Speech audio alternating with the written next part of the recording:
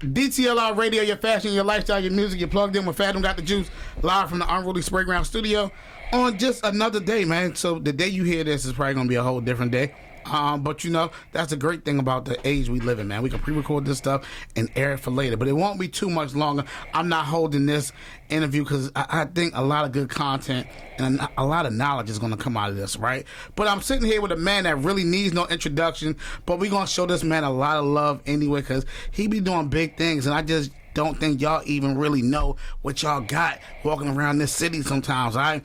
Mr. Mighty Mark is in the building. What up? What up, Fathom? Mark, We in here. How's life, man? Life is good, man. Just representing the city, and the city showing me love and just trying to show the love back. Now, Mark, you just popped up in the Adidas campaign. Where'd that come from? It just popped up out of nowhere. I'm like, do I see Mark on the Adidas DTLR campaign? What happened? Did they just call you? What? Talk to us about that. Yeah. So that was wild. I was actually reached out by Hip Hop Cleopatra, here from DTLR, about doing a workshop with Enoch Pratt Library, Adidas Sound Lab, and Journey Records, spearheaded by Larry Cardell. So I was already doing a workshop, which was sponsored by Adidas, and they said, you know what, Mark, we might as well use you for our campaign. So they styled me out some fresh Adidas sweatsuits, the Sambas and DTLR. You know, Sambas the wave. They styled me out and got posted on DTLR, and we're gonna have some more stuff coming too. Now, was that your first time doing a campaign with Adidas and DTLR? Yes, my very first one, and I grew up going DTLR, waking up early, standing in line for my phone posits. Man, so it's really just full circle. My family going to DTLR, Instagram, and seeing me on there. So it's really cool because I grew up going to DTLR. I still go to DTLR. The main one I go to is the one in Glen Burnie as well. They have the DTLR and the DTLR outlet. That's my place that I go at least once a week and just see if I see anything that I can toss on. Shout out Store 190. Shout out to Store 190. They're my folks down there, Marley Station, man, holding it down. Now, you mentioned that, you know, you remember the days of standing in line to get phone posits, right? Mm-hmm. Now, you know, there's a often debate between Baltimore and D.C. about who started wearing phone posits first. Who do you think it was, Mark? I think it was Baltimore, honestly. I just think when Wale started rocking them and Wale had the mainstream success, outside started populating it to D.C., but to my knowledge, it's always been a Baltimore thing. We called them the dope dealers. Thank you. Because the drug dealers had them. Yep. So he was getting money even back. The phone pods has always been expensive. They're about $250 now, but back then it was like $180, $200. Back in the 90s, $200 for a pair of shoes was crazy. So we called them the dope dealers. We ain't even say phones until like while they started popping up and the internet sneakerhead culture started popping up. So yeah, phone posits, Air Force Ones, Baltimore. All right, so you said phone pods and Air Force Ones, Baltimore. So Nike boots, that's DC? Yeah, I feel Nike boots is more like a DC thing. Okay, he's giving Nike boots to DC, ladies and gentlemen. What about New Balance, the 990 or the 992s? New Balance. It's kind of gray area because I knew some people in DC that was rocking them, but then I knew we was rocking them. So I'm gonna say Baltimore because I'm from Baltimore. That's right. I'm gonna say Baltimore because I'm from Baltimore, but maybe that's a tie on that one. Okay. I'm mad. See, I like talking to people like you because at the end of the day, you gave an honest, real answer. It wasn't too biased. It was like, look, I'm gonna say this, but you know, it could go either way. So I get that. I love that vibe. I'm here now, Mark. You got some deep music ties. Now I know you for music. Yes, I know you for just being the guy behind the beats, man. Like I hear incredible beats, club music, but it's now getting sampled in these big records. Mark, tell me when you started doing music. Yes, I started doing music in high school. I graduated from the Baltimore Polytechnic Institute. Okay, BBI till I die. Yep, here in Baltimore. I started off making beats like in 11th and 12th grade. Started making club music, started handing my CDs around the city. All of a sudden, when I got into the legendary legendary K Swift, who used to have her CDs in all the downtown locker rooms. R.I.P. K Swift. She started playing it, and then I was early on putting my club music on SoundCloud. When a lot of club music, you had to know the person to get the music. So I felt like I was an innovator in Baltimore and putting my club music online. Then school started booking me up and down the East Coast, and they just spiraled from there. When did you realize it was working? I realized it was working when I wasn't considering myself a DJ at first, but back in the day, everybody who produced club music was a DJ. Mm-hmm. And a college hit me up, Haverford, PA, said, hey, we want you to play for an hour at our homecoming. And we'll book you to come up. We'll pay this, pay that. And I was working at Subway all the time. So they're going to pay me to come from Baltimore up, and they're going to pay me a couple of racks to come up there. And what school was it? That was a Haverford College. Haverford College? Yep. And then they booked me like every year after that. And then I brought the dancers. I brought TSU up there. I brought the dancers. I brought TT up there with me.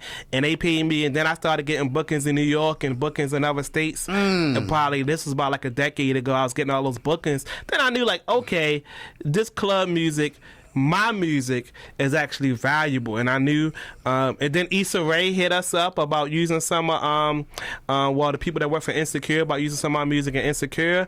And I'm like, oh yeah, well, I know my music is good enough, because sometimes when you make it in the house and you listen to what's on the radio, be like, well, can my stuff even compare? Mm-hmm. But when then somebody uses your song on a hit show on HBO that you produced, that you made in your basement in South Baltimore, then they're like, okay, well, I know my music good enough. If it's good enough to be HBO, it give you that battery in the back, that confidence. Mm-hmm. And you need that confidence to succeed in this industry, because you got to believe in yourself more than anybody else. So if you don't believe in yourself, why am I going to believe in you? That's you know? True. That's true. Now, so when did you decide to quit the Subway job? I quit the Subway job when I got a tech. I went to Test College for computer engineering. So I did that. Then I got a job at Comcast. Worked at Comcast for like 10, 11 years, and then the Comcast money was good, and my schedule was so aligned that I could do the music and do both of them at the same time. And I always tell artists or creatives this: maximize your time when you have a job. You don't have to out there and quit. Most artists now putting 4 hours a day into their craft. If you work a 9 to 5, but you take 2 hours, just 2 hours each day, and put it towards your TikTok video, put it towards your making the beat, put it towards your building your website. That'll add up. Because most people say, oh, I'm gonna quit my job, and then they sit in the house on YouTube or playing the game or watching Love and Hip Hop or whatever. So I quit the Comcast, and I started getting into arts advocacy. Working with different nonprofits on top of doing my music, and really just like sharing this Baltimore sound to the new youth, and just really helping people at the same time I'm doing my music. So, and I always think a music producer, one of their main things is to help people. Sometimes I'm the therapist, I'm the consultant, I'm the advocate. Sometimes the artist might come in there just having a real bad day, and I'm talking and helping out. And I think those skills are transferable in a teaching youth, transferable in a like just community. Like music is a community thing, so it doesn't just have to be music. It could be DJ community, teaching community, and I've really been parlaying that. And I think Baltimore really been behind me, like the mayor rocking with it. I just was DJing for the Oreos. DJing for the Oreos. Yeah, DJing for the Oreos. The first DJ to be up in the booth. They done had DJs like outside and like different little activations, but actually doing the game in between the innings. You playing music. I'm playing music. That's hard. And I fade some Baltimore in there. How did you get that?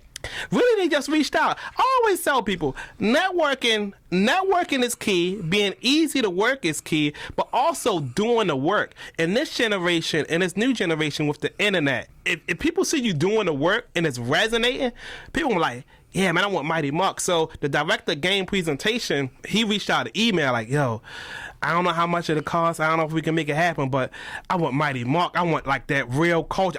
I don't want no wedding DJ in here. I want to like really represent Baltimore. So I DJ for the Oreos, and the Oreos actually adopt a school here in Baltimore. They adopted a Harlem Park elementary middle. In West Baltimore? Yeah, in West Baltimore. Man.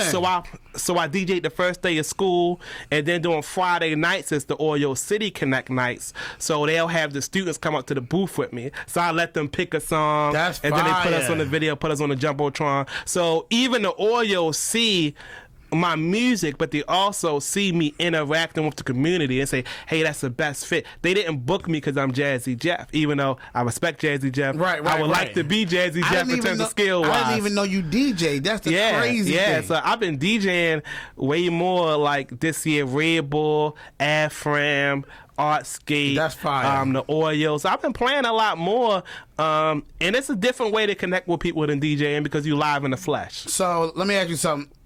Baseball is a long season. Yes. You DJ at every game? No. So Okay. they booked me. So they booked me from the beginning of August and to then. So basically, I played from August to October. It was a trial, but they already reaching out about next year. So Oh, we I got love it. so we got our fingers crossed. And they didn't have me play like because baseball. You're right. Baseball plays so many games. They do. So like I played probably like 12 or 13 games, and I would have played more if we didn't lose. All right, so I'm gonna be honest with you right now. Yeah. I'm a Yankee fan. Okay. So I just want to go to the Yankee game. Okay. Yeah. I just want to go to the Yankee game. I think I can make that happen. My man, I think I can make that happen. Yeah, y'all lost to the Royals, and we're playing the Royals. Yeah. It's 1-1 right now. You know, we play tonight. Hopefully, we can. Hopefully y'all can win. Yeah, hopefully we can win, man. It's tough though. It's tough. But Fingers crossed. yeah, fingers crossed. Fingers crossed. Man, that's dope though. When I saw that, I was like, oh man, like Mark got. And I ain't gonna hold you. Yeah. I was happy to see you get that right. Yeah.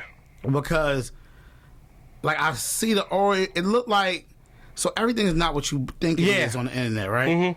So it looked like they had a DJ down there Yeah. at one point in time, but I was like, I think Homie Con fluke, so it's Yeah, just yeah. like I don't think that's really going on. Yeah. I don't know what's going on down Right. there. Then I knew somebody that worked down there, and they was like, nah, that's not Yeah, the DJ. not the- yeah. So then when you got down there, I said, oh, Mark is Yeah. official. Right. So you know what I mean? I know whatever Mark got going on is real. Because one thing I can say about you, Yeah. from the outside looking in, I can tell you kind of have your business together. Yes. Like, Yes. Talk to me how important that is, and how did you figure that part out? Yeah, it's really just about valuing yourself and valuing your work. And in this generation, it's so much information online. I'll wake up, I'll put on YouTube videos about copyright, about marketing, about branding. I'm also the president of the Maryland Volunteer Lawyers for the Arts, so I have shoot. access to a lot of different lawyers that kind of fight for Baltimore artists and stuff of that sort. But yeah, man. yeah. So I mean, Golly. so if y'all ever get jammed up or know any artists that need like creative help, artists that's in Baltimore, we received funding from the state that artists and creators from Baltimore, if y'all need like a copyright, we can help out with that too. Please clip this part for me. I Yeah. need to post this Yeah. part Yeah. because that's so important. Yeah, and there's a lot of information out there that people don't know. So Maryland Volunteer Lawyers for the Arts, you can do a one-on-one consultation. Normally be a small donation between $30 and $50, but that's cheaper than paying for. Yeah, for sure. That's cheaper than paying $200 an hour for a lawyer. We have plenty of resources. We'll help you out. So the MDVLA, Maryland Volunteer Lawyers for the Arts. So if y'all about to sign that big deal and it's about to get you off the hood, but you're kind of iffy about it, and you want like a non-biased opinion, even before I was there, I work with people there as an artist itself, and help me just really not get juked. Because you get juked in this industry. I'm telling you though, because and I'm a fan, right? Yeah, so yeah. I look from afar, and Yeah. as I look, and I'm like, it looked like Mark business is really in place, like it's really together, and I admire that about you. And I definitely want to tell you that all the rip, because I don't never hear you fussing about nothing online about like. If you sample me, you're going to pay me, man. Exactly. You sample my voice, you're going to pay me. Now You sample my... I'm getting paid for that. Speaking of a sample, Yeah. I heard you became a millionaire off that Chloe Bell. I wish. I wish. How'd that happen? It was a learning experience. So a few years back, Sony Records hit us up and were like, "Hey, we want Clarence to sample Off the Chain for and this was Chloe's first solo single away from her sister." So they sent us this link, that the link, it don't let you play a couple times and then it disappeared. I originally produced TT the Artist and Unique off the chain. I did the arrangement. I chopped up the vocals, work it. So they really just took my chops and my arrangement and put more trap drums and stuff behind it. But yeah, the process was seamless. And you know what's funny? When you talk about business, when you work with people that's on that business, the business go through smooth. When you work through people that's not on that business, like, hey, they said, okay, y'all can either take this one-time payout, and I'll be clear, for like 30 racks, right? And I like to be transparent, but like 30 racks, and it's me and 2 other people on the track, and we just bust our stuff down even. So you can take that 30 racks, and we split it. I think it was 30, maybe it was 40. Split it 3, or y'all can do 15% on a record, and I think 15 racks advance as well. So some people are like, oh yeah, 30 racks, I can get ticket. Nah, give me that 15%. Give me that 15%. And I tell you, and I hold you, I done paid my car. I done got another car since, but paid the car off, down payment, you know. So they gave y'all them 2 options. Yep. And then we took the second option. Huh? Yeah, and y'all took the second option. Oh yeah. Yeah, like give us that 15%. Yeah, and that 15. And I'm still eating off of that. And still eating off every quarter. Every quarter. Now, and y'all chopped it up 3 ways. Yep. Me, TT the Artist, and Unique from Jersey. That's hard. Yep. That's hard. Yeah. So and it's all just about knowing, because sometimes you could take a percentage, and normally with songs you want to take a percentage. You don't want to. You don't want to get brought up, because 10 years from now, like that song, we still get syncs of that song, get used in TV shows, and since we got ownership in the record, we have to clear. So if she want to perform that record on, the late night TV show, they'll say, "Hey, do you approve?" And let's say I don't like the late night TV show. I'm not going to do that, but I can say I don't approve, and if I don't approve, then the record can't get used. Yo, that's how I work it. Sing like didn't know that. I got a song on Space Jam, The New Legacy. It's me, TT, and my friend Michael Jr. And they'll send an email and say, hey, we got such and such for to use this song on a TV show. It says me, Michael Jr. and TT, all of us composed on a record. They'll be like, do you approve? It's never been nothing that we didn't approve, unless they come in and the rate just so low, because they'll tell us the rate too, and the rate just so low, we'll be like, nah, we don't approve. But 95% of the time, 99% of the time, it's money coming in that you didn't even expect. Because it's just residual. Say, all right, I approve. All right, I approve. But yes, that's just knowing the ownership. Like it be local artists here that want to blow up or want to make a living off their music, and I do a beat for them. Like, all right, well, what's your publishing? And who is your public? And do you have a publishing company too? 'Cause that's the only way you get all your money. They're like, no, I don't have it. Or a lot of them sign up with BMI because BMI is free. They sign up with BMI as an artist, but they don't sign up with BMI as a publisher. Like, all right, if you want to do this, if you want to take this serious, it's too much information out here. I paid $50 to sign up for ASCAP as an artist and $50 as a publisher 14 years ago. Dang. But y'all want to go to the clubs, or y'all want to get the new sneakers, or y'all want to spend $200 on Fashion Nova or whatever, but y'all don't even got a publisher. Like, y'all writing songs, but you can't even own it because you can't fully own it. So that's just really just people get on Instagram like, yo, I'm trying to be an artist, but they don't really, and that's. And that's what keeps them from flourishing. We'll have an artist here that have a hit song, get a lot of radio play, but if you don't got the songwriter just to write, that might just go in a black box, and that black box will sit there with ASCAP BMI. Then after a couple years, you can't get that money no more. They divide that box and they give it to all of the highest performing artists. So so they give it to Drakes and the Kendricks and the Taylor Swifts. So take sometimes too much information on YouTube. I bought books, but all that stuff is on YouTube now. Man, that's crazy. Yeah, get your money. Now, how did you get into the sync game? Like, is there somewhere where you put your music so it could be get into that sync game? Is there somebody you call? Like, how does that work? Yeah, so it's multiple. it's in multiple ways. A lot of these music supervisors that who control the music on the show, a lot of them, they looking for stuff, but they don't know what they're looking for, but they want something that's unique and original too. So it'd be like a mixed bag. Now with our sync stuff, me and TT, the artist, the main artist I produced for, she had a certain sound. She had club sound, a little bit mixed with Miami, a little bit of hard female rap. So when it comes to Insecure, like TT had just had really braggadocious rhymes and lyrics before all the female rappers was doing it today. Because Insecure started probably like 2017, 2018 or something like that. Her first rap was, I got a 9-inch that'll F your mind up, and each of them, they use that in a promo. So finding music supervisors is one way to get music. They have sync libraries you can send your music to. But I say, like, when you look at Netflix, kind of look at the credits, see the music supervisors, listen to the music that's being played.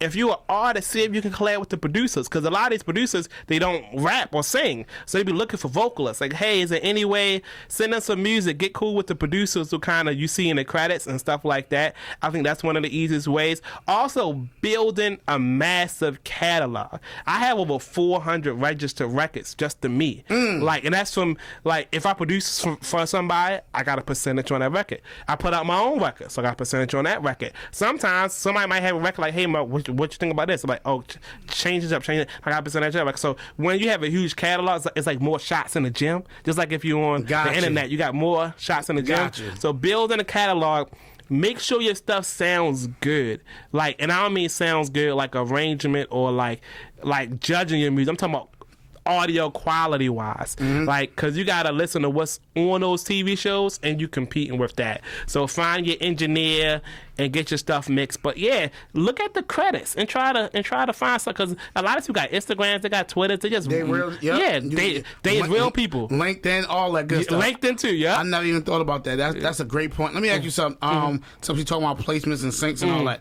Now, one of our very own, Ra, she went through a thing with Drake. Now, you wasn't a part of that, right? No. Right. So, how does a situation like that happen, and how does it get fixed? Yeah. So it could happen. So it could happen in multiple ways. So when you have a song, you have the master composition. Well, you have the master, and then you have like the publishing. So the master is that physical audio. So let's say I got a physical audio, move, shake it to the ground, something like that, right?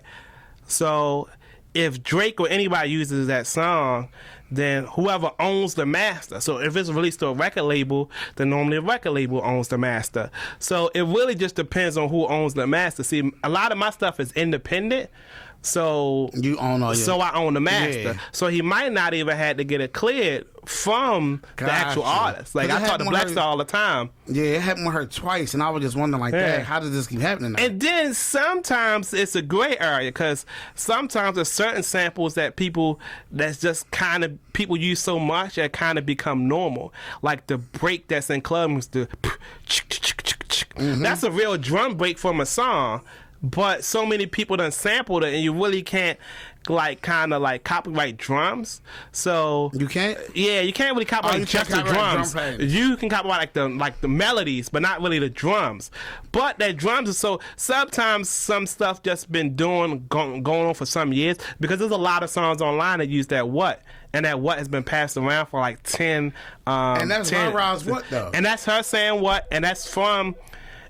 And that's actually from the record Black Star, Move and Shake It to the Ground, which was released through Mad Decent. So I don't know who owns it. I know on one of the songs they wound up getting credit on the Drake joint. Yeah, on the Drake joint. Honestly, never mind. Yeah, but the second time they did it. The second time they did, and then sometimes when a sample is so short, but you know what? MDVLA can help out with that. There we go. If they need help, the Maryland Volunteer Lawyers for the Arts can actually help that. My executive director did text me about that too, and I can ask him, because he's like, yo, because he's seen it online. He's like, yo, I said, well, I think they got somebody figuring it out, but yeah, it's really just who owns. A lot of times when you with a record label, they own the master, and you gotta judge who you signing your music to, because the label could be big now, But then 10 years later, when somebody samples, the record label might be non-existent.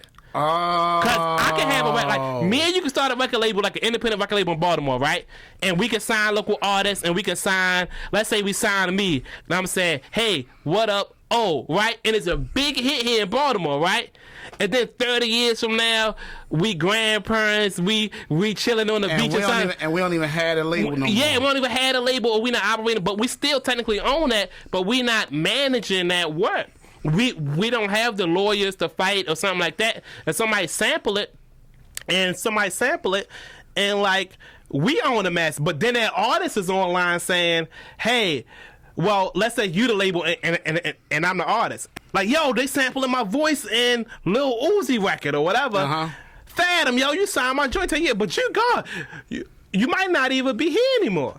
You know what I'm saying? So it's like those type of things when you do the indie labels and the indie labels dissolve. Because Mad Decent is kind of a semi-indie dance label. So I can just speculate, but it's really just to determine who owned that master. That's tough. Who owned that master. And then a lot of times it'd be like, in this new age, she'd be like, well, if you visible, they'll reach out, or if you like kind of owning your stuff. So when we were sampled through Have Mercy, that record already had over 1 million plays on Spotify. Shake It to the Grandpa, they already had 1 million too, but that record was recently on Lizzo's Watch Out for the Big Girls. Lizzo's Watch Out for the Big Girls also samples DJ Boo Man's classic Baltimore Club record. Okay, Watch Out for the Big Girls. Yeah, so like somebody might have, so they might have been watching Netflix and heard the TT record that I co-produced on. They might have seen I think it was on Grand Army on Netflix too. So they might have seen it on a TV show, like, and a lot of people like, oh yeah, well, it's in this TV show. They might just have that stuff legit. Let me type in a name and let me find out who it is. But they were sampling a longer portion than just a what. So it's just all about who owns. I know 3-6. Every time somebody used the 3-6 like stuff in their records or their cadence and stuff, they get paid. So it's all about who you And sometimes our club legends don't really have the people behind them. But, hey, Maryland Volunteer Lawyers for Arts is here. I hear that a lot, that our club legends didn't have a lot of their business together. Some of them did. It was dope to hear, for me, it was dope to hear that you had your business together. Yeah. You know what I mean? It was dope to hear that. Now, moving forward, right? Or not even moving forward, let's get up to present day. Baltimore Club versus Jersey Club. What are we doing? Because this is it's getting a little out of control a little bit. Jersey Club is kind of turned up, and I feel like it's a little more sped up than Baltimore Club. Yeah, a little faster. You know, they're having success, but it seems like they're sampling a lot of Baltimore.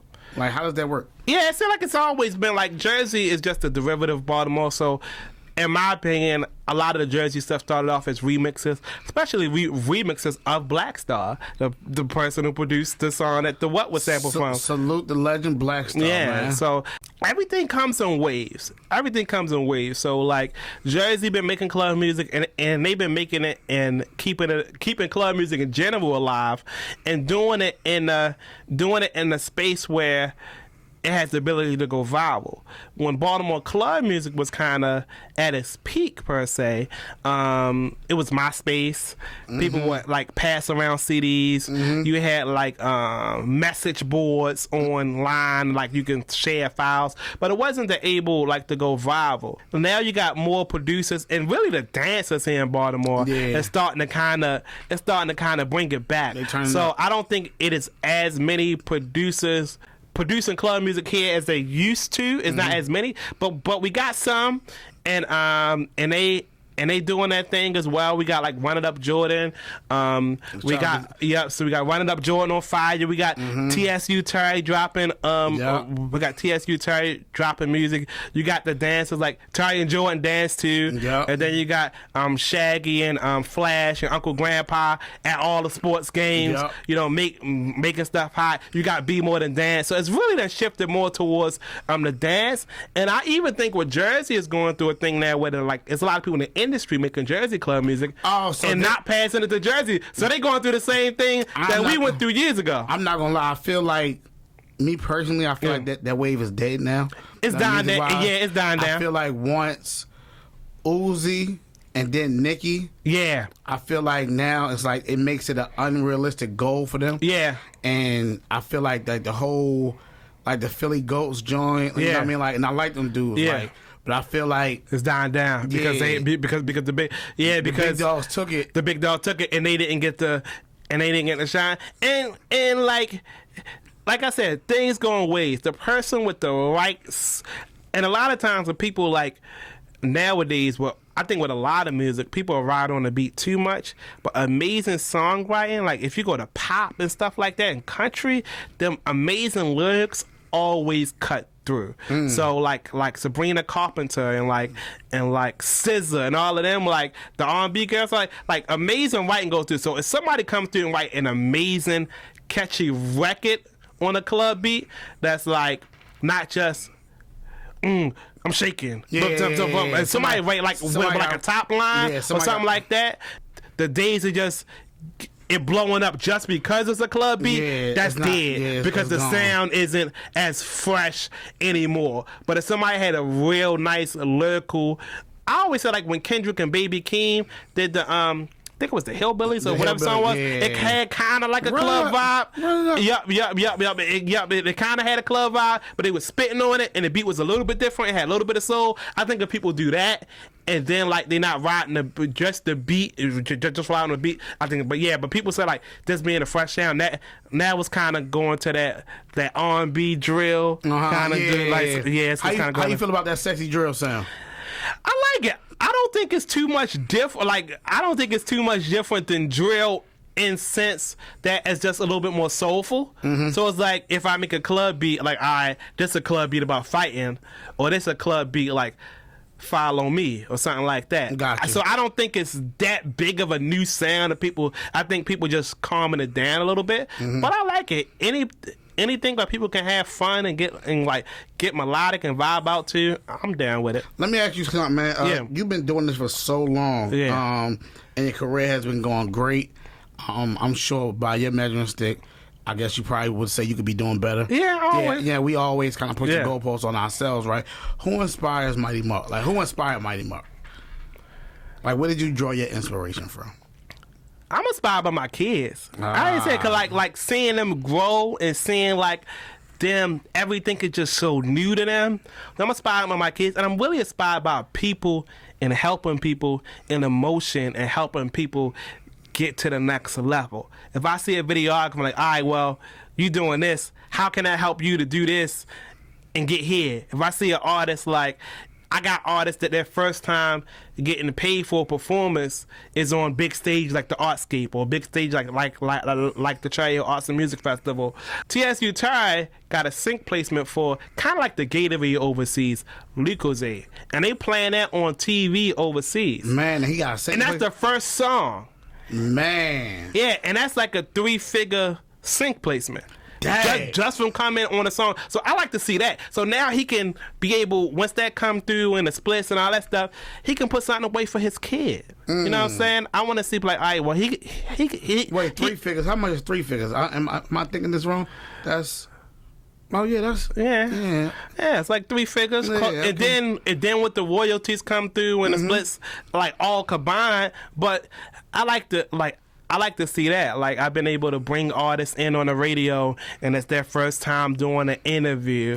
You know, so I get energy. I really get energy off of that, and that's kind of what inspired me these days, because I think we lose the human touch a lot. And you can have a bunch of followers. You can go viral, and that's good too. But it's so temporary. Yeah, it's temporary, but it ain't nothing like people walking up and saying, "Yo, I rock with what you're doing, Mark," and I can tell when they see me, like from politicians, from people that run organizations, like, I really rock what you're seeing, and then they just investing in you and supporting you because they support your mission. So like, people, I'm inspired by people, man. Man, you have really, really great energy. You always have. You know what I mean? I don't remember the first time I met you, but it was just like, dog, like I kind of already knew who you was. And it was probably when you came in with Colada. Because I was kind of new getting into this music space, and I was just trying to know people, and I was just like, Dad, they good people. Even Colada, when I still see her, it's always all love. You know what I'm saying? Like, that's the kind of people I'm drawn to. That's the kind of people I like to see win. And I cheer from now. I know my thing is always looking at like, Dad, how can I help? And it's like when you see somebody that got everything kind of put together, it's like, I don't know how I can help them. I just support them. You know what I mean? Keep it as simple as that. What's on your playlist these days? I've been listening to a lot of K Tronada. You went to the show Sunday? I did not go to the show. I should have. Yo, I feel so bad now. Did you go? So I'm gonna tell you what happened. I just told December. I got a call from the label. They called me like Thursday, Friday. They said, "Hey, you got any interest in this K Tronada show?" I was like, "Yeah." You know what I mean? Why not? And I'm just getting on who K Tronada is probably a year or two ago, right? But I'm like, yeah, why not? Cool. They hit me Sunday at like 6. And they was like, yo, you good? Your name's on the list. It's not tickets. Your name's on the list. Are you good to go? I'm like, bet. I'm locked in. I look, I see the set times. Boom. I see he going at like 9. I'm like, that's perfect. Man, I got so into the daggone games, and then I was tired, and it was like, dang, and I didn't go, and I'm sitting here mad, and one of the reasons was I didn't want to go by myself, and I was like, dang, who do I call? Right, because like you don't just hear people say K Tronada, especially in this, but you'll be so you don't hear him say it out loud. But when I was scrolling through my Instagram feed, I was seeing people at the show. Man, a lot of girls love K Tronada. Love dance music. I was so mad. Like tonight, Anderson .Paak is here. Oh yeah, fire. And Merriweather, you know what I mean? Fire. Fire. I've been listening to like a lot of female rap because I feel like a lot of them is putting passion. Like Glorilla, I'm loving all Glorilla. Friday, Glow dropping. Yeah, but then JT intro on her joint. JT intro on her joint. She went hard. She made her statement. JT is Victoria Monet, even though it's not rap, but Victoria Monet. Nah, just it's fire. Like whatever you listen to. The females really been holding it down for me because I feel like they've been giving us the whole show. They've been putting the whole show in visuals, and there's probably guys doing out there too. But I've really been in my female bag. Let me ask you this: what you think Baltimore is missing while we haven't gotten to that main stage? First of all, Baltimore is smaller than what you think. So people are like, yeah, yo, because New York with this was like we really not a huge big city. But honestly, I think it's really the business.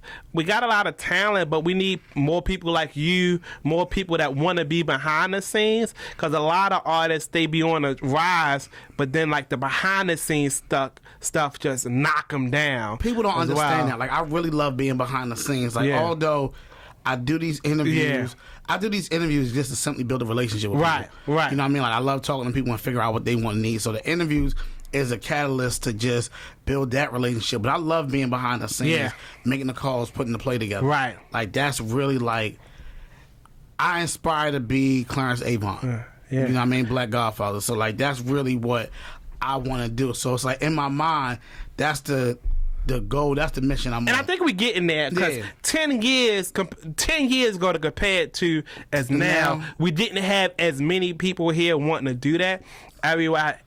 Everybody wanted to be a star, but also the artists got to remember, like, splitting 0 is 0. So if you got a record and you got 100% of a record and you got somebody behind the scenes working for you and you don't got the cash to give them that 10%, give them that 15%, give them that 20%, because, like, people don't realize when these artists be getting signed to the labels and when it comes to the royalties, a lot of them only getting like 10 to 15% anyway. So you're trying to hold 100% and you local and you don't want to give the guy that's helping you out. I'm going to tell you something about the Off the Chain record. So the person that mixed it, I ain't going to throw him out there, but the person that mixed it, I was like, yo, you should... I ain't trying to have you mix this for free, but I'm like, yo, this thing probably gonna move. Now, the song can get sampled 4 or 5 years later, but I paid the person $200 to mix it, right? But if I would have gave him 5% on the record...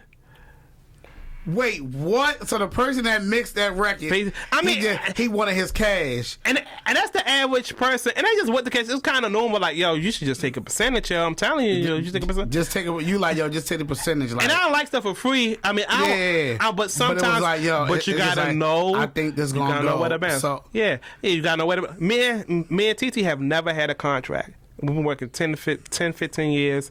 We done probably made over $500,000 combined. And we've never had a contract. We've never had a contract. And then I was recording in my house for free, like in my little small closet for free. We was recording those records, sending them to HBO, sending them to Space Jam, sending them to like comedies and all that kind of stuff, sending them like the sync labels, and I record it for free because I believe like now everybody want to get paid up front, but you gotta, people don't want to do the open mics. People want to say they want to like, no, you gotta get out here and what, yo.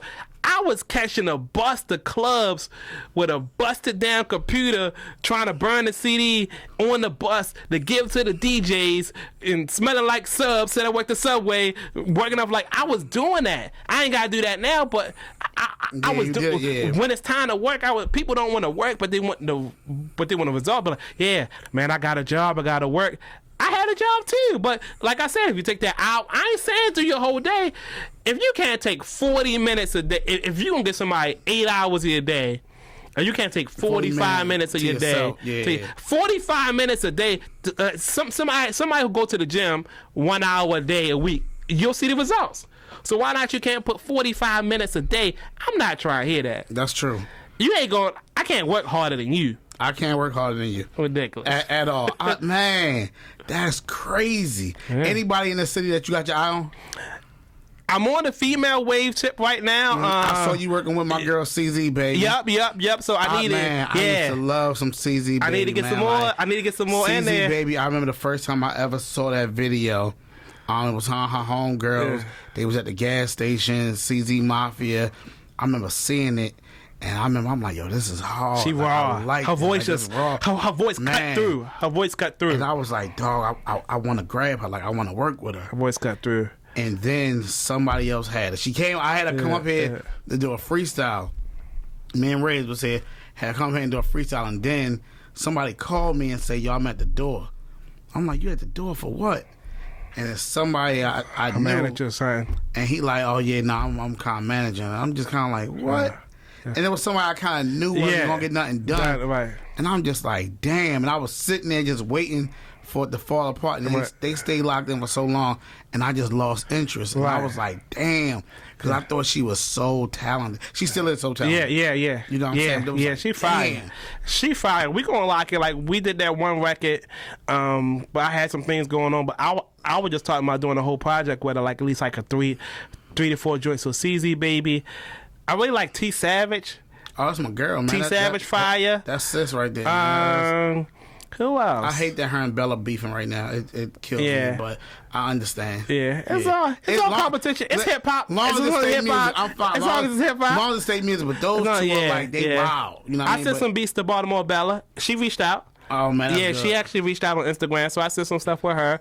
All the females. I'm working with the artist Rodney Hollywood. He is fire. Send me some artists. I'm really trying to work with artists that's unique and not holding on to old tradition. And when I say that, it's like don't imitate the artist that's already on, because they have a whole system, a whole structure behind them. How are you going to shake the system?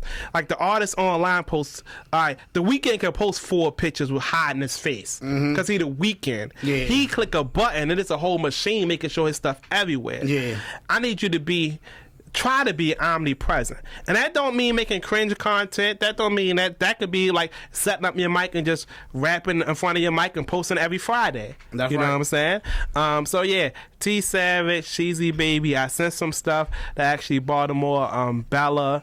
And any R&B singers that's like popping, I'm trying to work with them too. Man, I love that. We got a lot of talent. I was on the phone with one of my homies earlier, and you know, it's this big shift going on with these labels right now. And as him and I are talking, I'm telling him, I'm like, yo, dog, Baltimore has the talent. Like, we absolutely have the talent in this city. Like, I noticed that they typically sign a DC artist first, but the music ain't really down there. You know what I'm saying? Like, that wave of music that they got, it works for their region. I don't think that music can get out of that region. You know what I'm saying? For the ones that do that specific brand of music, I don't think that can get outside.